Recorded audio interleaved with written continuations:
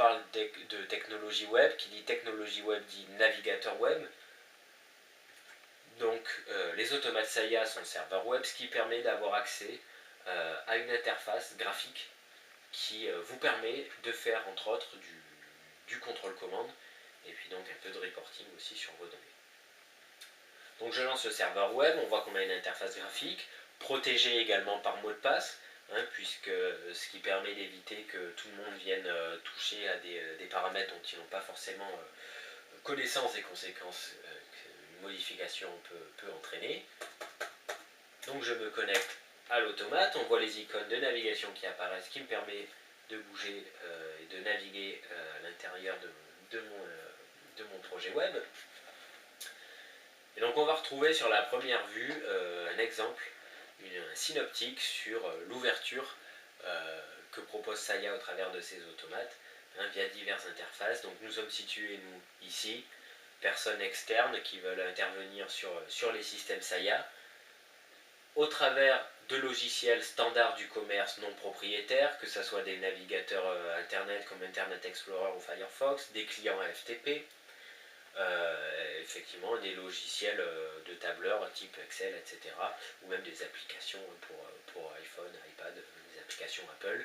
Et tout ceci via les technologies de l'information qui sont standards et que tout le monde connaît, que ce soit donc l'HTTP, le FTP comme on vient de le faire, le stockage sur carte SD et puis l'envoi de données par exemple par email.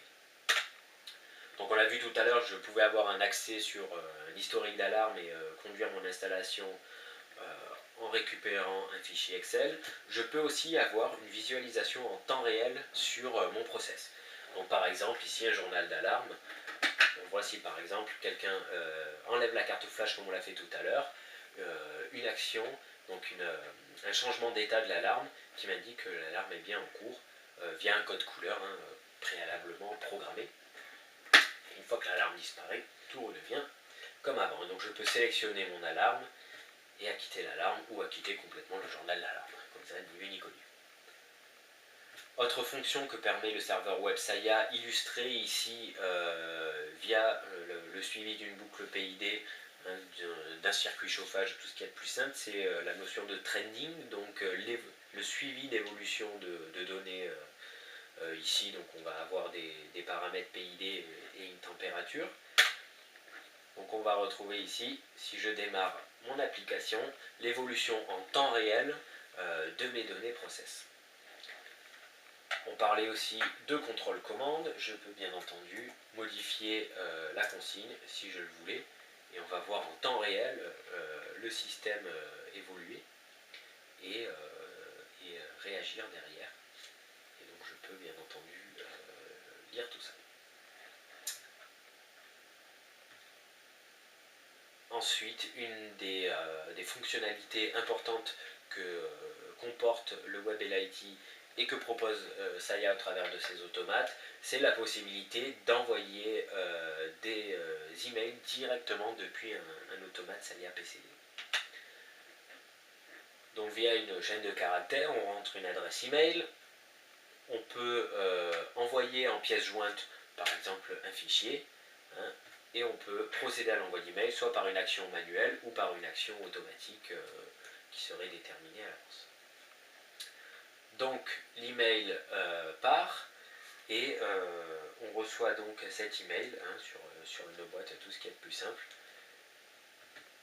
avec ici le fichier joint et puis le libellé de l'alarme, donc qui me dit que j'ai effectivement une alarme sur la station 815 et que c'est un email de démo envoyé par un automate et l'heure d'apparition de l'alarme. Donc je peux bien évidemment ouvrir cette pièce jointe, ici un fichier Excel, horodaté aussi avec une date et une heure d'apparition, enfin de process, quoi, peu importe. Et je vais pouvoir donc après traiter facilement les données reçues pour pouvoir avoir un suivi de mon installation. Et ce de manière très simple, vous voyez.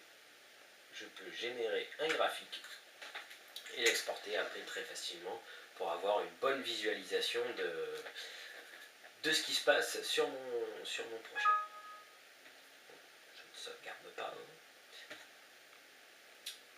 Donc voilà, pour résumer, un automate programmable industriel qui vous permet de relever le défi d'aujourd'hui, qui est de pouvoir fournir à votre client un système qui lui permette de maîtriser et de suivre ses consommations énergétiques avec moins de personnes qualifiées, tout en ayant de plus en plus d'automatisme sur vos projets.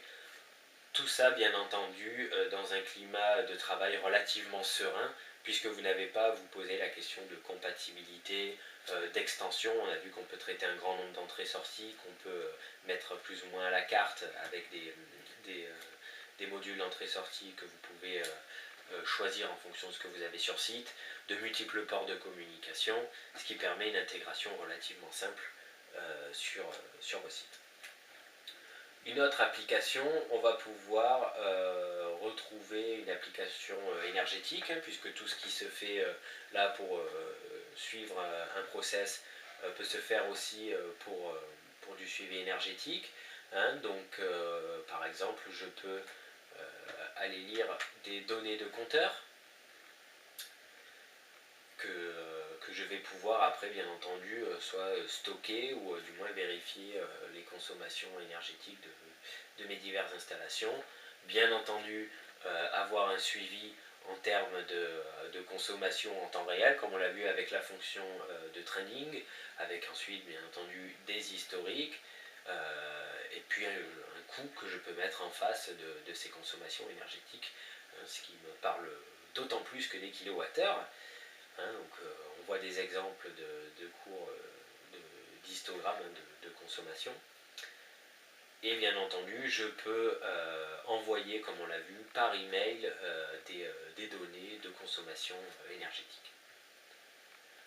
Je peux aussi, pourquoi pas, générer des alarmes sur des dépassements de seuil, ce qui me permet de trouver principalement les postes consommateurs sur mon site.